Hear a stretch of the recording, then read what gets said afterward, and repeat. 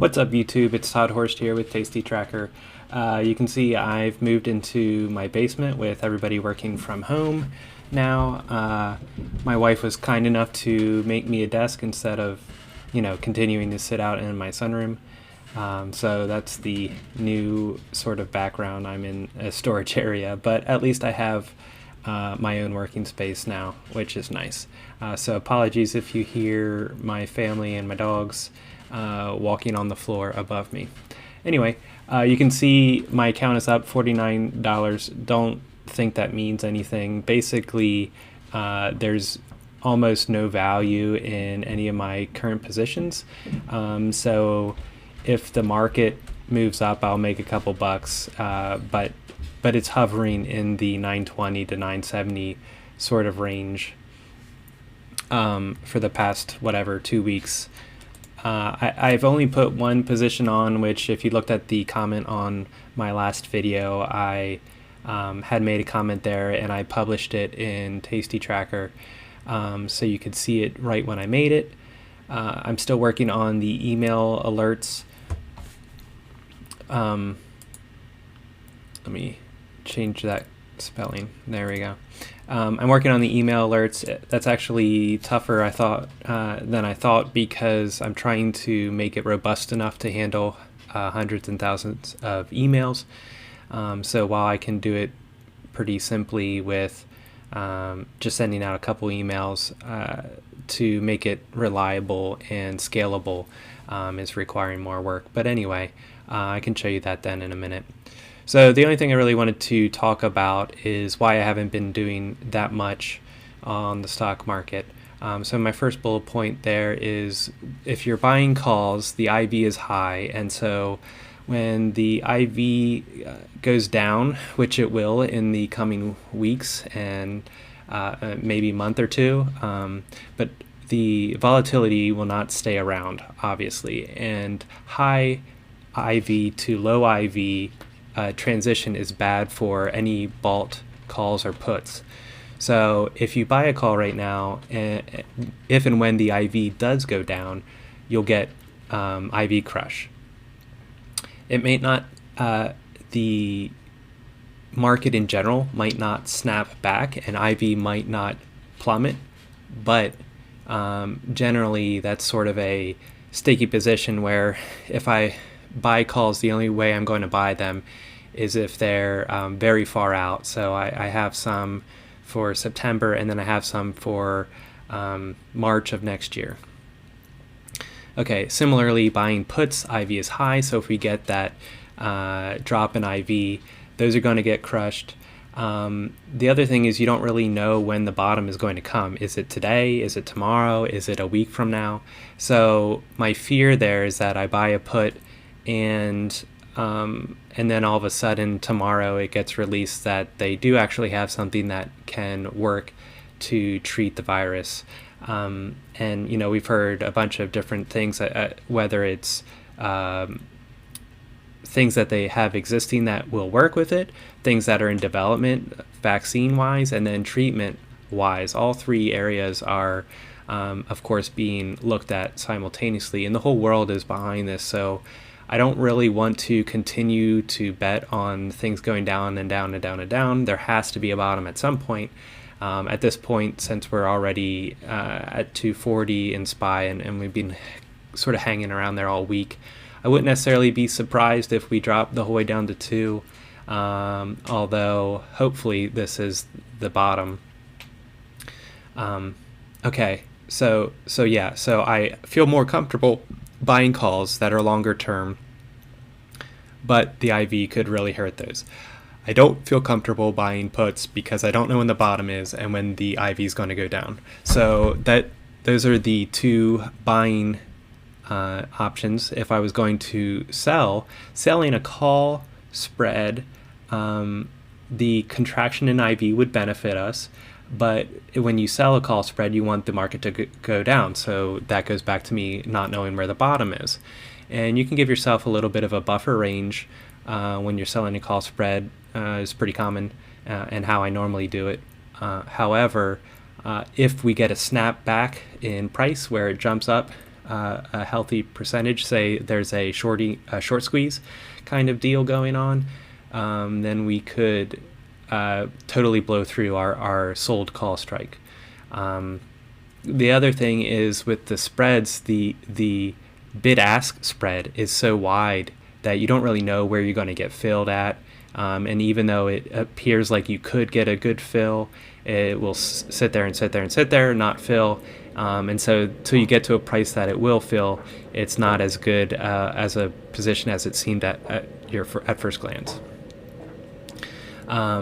Okay, so then selling puts is what I typically do because, again, I'm long-term bearish, especially when you're talking about a year or two out. But if the market doesn't just, maybe it stops dropping as quickly, but it still continues into a bear market.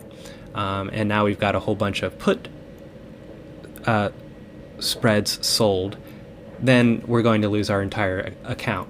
So basically all of my typical go-tos, I don't really feel comfortable doing in the sort of crazy environment we're in right now. So sitting and letting all of this pass me by is what's best for me, and that might not be best for you. I'm definitely leaving a lot of money on the table, potential profits, but the flip side of that, as always, is I'm leaving a lot of losses potentially on the table as well. So really, if you had more capital than what I have to work with, especially in this small account challenge, then yeah, it makes sense to take risks because you can be really rewarded in this environment. But for now, I'm sticking with what I'm most comfortable with, and knowing yourself and what you are comfortable with will give you confidence to trade in the future, and knowing that your strategy works and it works for you, I think is really important. So yeah, the next point here is I'm doing what I feel is predictable and reliable. Those are the types of positions I take above, and I do mix in some iron condors there, but those are the types of positions I take. But in a highly volatile market, although you can theoretically capitalize on the Vega, I would rather not and not lose my account. I'm doing what my account size dictates. So again, with this small account challenge, and even my larger account is very small compared to some people, I don't have so much that I'm okay losing whatever X amount of dollars, $5,000. I don't want to lose that. So I'd rather sit on the sidelines. It's also an exercise in staying disciplined, which trading really is all about. If you can't stay disciplined, then you're not going to be able to trade through other environments. So if you're not comfortable with the moves that are happening today, then you should really take a step out. Don't watch the market, go outside or something, so that you're not tempted to do something that isn't your bread and butter. The last point is I want to keep some in reserve. So I do have a bit in reserve still that I can use, and I'd rather save that for rolling if I need it, or for a rainy day if I see a really good opportunity that's just absurd. But at this point, there's too much uncertainty that I'm not really interested in playing it anymore, for this period of time. Okay, so here's the SPY call that I put on. It's for almost a year out. When I put it on, that was late last week. I actually had forgotten about this. I put it on for $64, and at the time it was trading like 120 or 150 or something like that. I don't know. It's in the YouTube comments. But I actually forgot that I had put the good till cancel order in for this for 64, and then I got an email alert that it filled. And it's basically been up the entire time I've had it, as far as 80 or so, even in this continual down market, because I got such a good fill. So that is one sort of good reason to have just a moonshot kind of working order where you're not expecting it to get filled, but maybe it will. So yeah, I just had that sitting out there and totally forgot about it. That's actually how I typically do my hedges on VIX. I'll have a couple working orders set up for in a normal environment for a strike that and a value that I think is a good price point, and then I'll just let it sit there for a couple days or even weeks till it fills. I can really, because it's a hedge, I can sit on it as long as I need to. And then if it doesn't fill within a week or two, then I'll go in and adjust it. Maybe I'll adjust the strike or I'll adjust the price that I'm willing to buy it for. And specifically, that's a VIX hedge where I buy a call that's 6 months out or something like that. So I've got some really good fills on my hedges before by just letting it work, and sometime there'll be a sucker that will sell it to me for that cheap.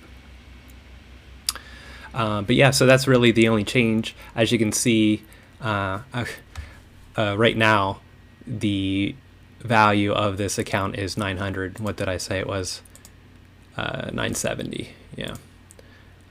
So now it's 930. So yeah, it's, as always, the market's open, so it's hopping all around. I guess I'll go over here, switch to my margin account, and then go to alerts. So here's a list. Again, I'm chipping away at this list, but you can see I did publish this SPY call that I bought for $64 on 3/13. So that popped up right away once I entered it here into my options positions. So when you go to add, you'll see this new little button down here that says publish, and if it's selected like that, it will publish it. If it's not selected, it won't. But yeah, so I just had that selected and filled it out here as normal, and it went over into the alert section. So if you're a member of the site, you can refresh this page.